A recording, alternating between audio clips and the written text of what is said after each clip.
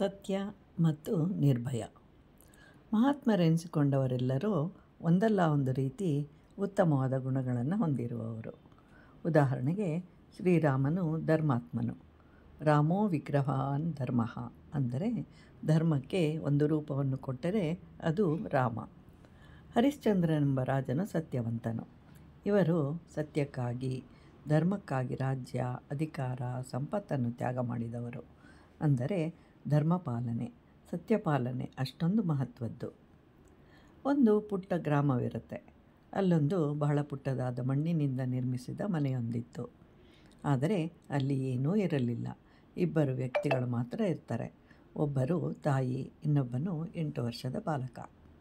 ಆ ಬಾಲಕನಿಗೆ ತಾನು ತಕ್ಷಶಿಲೆಗೆ ಹೋಗಿ ವಿದ್ಯೆ ಕಲಿಬೇಕು ಅಂತ ಇಚ್ಛೆ ಉಂಟಾಗತ್ತೆ. ಅದನ್ನು ತನ್ನ ತಾಯಿಗೆ ತಿಳಿಸ್ತಾನೆ. ಆಗ ತಾಯಿಯು ಆಯಿತು ಹೋಗಿ ಬಾ, ಆದರೆ ಅದು ಬಹಳ ದೂರವಿದೆ ಅಂತ ಹೇಳ್ತಾಳೆ. ಮಾರನೇ ದಿನ ಮಗನಿಗೆ ಹೇಳ್ತಾಳೆ, ನನ್ನ ಬಳಿಯಲ್ಲಿ 40 ನಾಣ್ಯಗಳಿವೆ. ಅದನ್ನು ಈ ಅಂಗಿಯಲ್ಲಿ ಇಟ್ಟು ಹೊಲಿಗೆ ಹಾಕಿದ್ದೇನೆ. ಇದು ನಿನಗೆ ಕಷ್ಟದ ಕಾಲಕ್ಕೆ ಉಪಯೋಗಕ್ಕೆ ಬರುತ್ತೆ. ಈ ಮನೆಯನ್ನು ಸತ್ಯ ಹಾಗೂ ನಿರ್ಭಯದಿಂದ ಕಟ್ಟಿರುವುದನ್ನು ಅದನ್ನು ಎಂದಿಗೂ ಬಿಡಬಾರದು ಅಂತ ಹೇಳ್ತಾಳೆ. ಹೋಗಿ ಬಾ, ನಾನು ವಿದ್ಯಾವಂತೆಯಲ್ಲ, ಆದರೆ ನೀನು ಬಹಳ ದೊಡ್ಡ ವಿದ್ಯಾವಂತನಾಗಿ ಹಿಂದಿರುಗಿ ಬಾ ಅಂತ ಹೇಳಿ ಆಶೀರ್ವದಿಸಿ ಕಳಿಸ್ಕೊಡ್ತಾಳೆ. ಬಾಲಕ ಹೊರಟ. ಸ್ವಲ್ಪ ಕಾಲ ಪ್ರಯಾಣ ಮಾಡ್ತಾನೆ. ಅಲ್ಲಿ ಕಾಡೊಂದು ಎದುರಾಗುತ್ತೆ. ಅಲ್ಲಿ ಕಾಡುಗಳ್ಳರಿರ್ತಾರೆ. ಅವರು ಮುಂದೆ ಹೋಗ್ತಾ ಇದ್ದಂತಹ ವರ್ತಕರ ಗುಂಪಿನ ಮೇಲೆ ದಾಳಿ ಮಾಡ್ತಾರೆ. ಇದನ್ನು ನೋಡಿ ಬಾಲಕ ದೂರದಲ್ಲಿ ಹಾಗೆಯೇ ನಿಂತ್ಕೊಳ್ತಾನೆ. ಕಳ್ಳರು ವರ್ತಕರ ಬಳಿಯಲ್ಲಿದ್ದ ಸಂಪತ್ತನ್ನು ದೋಚ್ಕೊಳ್ತಾರೆ. ನಂತರ ದೂರದಲ್ಲಿ ನಿಂತಿದ್ದ ಬಾಲಕನನ್ನು ಕೇಳ್ತಾರೆ, ಯಾರು ನೀನು ಅಂತ.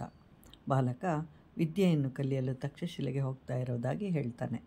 ಆಗ ಕಳ್ಳರು ಏನಿದೆ ನಿನ್ನ ಬಳಿಯಲ್ಲಿ ಅಂತಂದಾಗ 40 ನಾಣ್ಯಗಳಿವೆ ಅಂತ ಹೇಳ್ತಾನೆ ಬಾಲಕ. ಕಳ್ಳರ ಗುಂಪಿನ ನಾಯಕನಿಗೆ ಬಹಳ ಆಶ್ಚರ್ಯವಾಗುತ್ತೆ. ಅದನ್ನು ಕೊಡು ಅಂತಂದಾಗ ಬಾಲಕನು ಆ ಹಣದ ಅಂಗಿಯನ್ನು ಬಿಚ್ಚಿಕೊಡ್ತಾನೆ. ಆಗ ಕಳ್ಳರ ನಾಯಕನಿಗೆ ಮತ್ತಷ್ಟು ಆಶ್ಚರ್ಯವಾಗುತ್ತೆ. ಅವರೆಲ್ಲರೂ 40 ವರ್ಷಗಳಿಂದಲೂ ದರೋಡೆಯನ್ನು ಮಾಡ್ತಾ ಇರ್ತಾರೆ. ಇದುವರೆಗೂ ದಾರಿ ಹೋಕರು ಯಾರೂ ತಮ್ಮ ಬಳಿಯಲ್ಲಿ ಹಣ ಇದೆ ಅಂಥೇಳಿ ಒಪ್ಕೊಳ್ತಾ ಇರಲಿಲ್ಲ. ಅಲ್ಲದೆ ತನ್ನಲ್ಲಿರುವ ಹಣವನ್ನು ಕೊಟ್ಟು ಬಹಳ ಧೈರ್ಯದಿಂದ ನಿಂತಿರ್ತಾನೆ ಬಾಲಕ. ಅವನನ್ನು ನೋಡಿ ನಾಯಕ ಕೇಳ್ತಾನೆ, ಈಗ ನಿನ್ನ ಬಳಿಯಲ್ಲಿ ಹಣವಿಲ್ಲ, ಆದರೂ ಹೇಗೆ ಧೈರ್ಯದಿಂದ ಇದೆಯಲ್ವಾ ಅಂದಾಗ ಬಾಲಕ, ಏನೂ ಹಣವಿಲ್ಲದಿದ್ದರೆ ಏನಾಯಿತು, ನಾನು ಸತ್ಯವನ್ನೇ ಹೇಳಿದ್ದೇನೆ.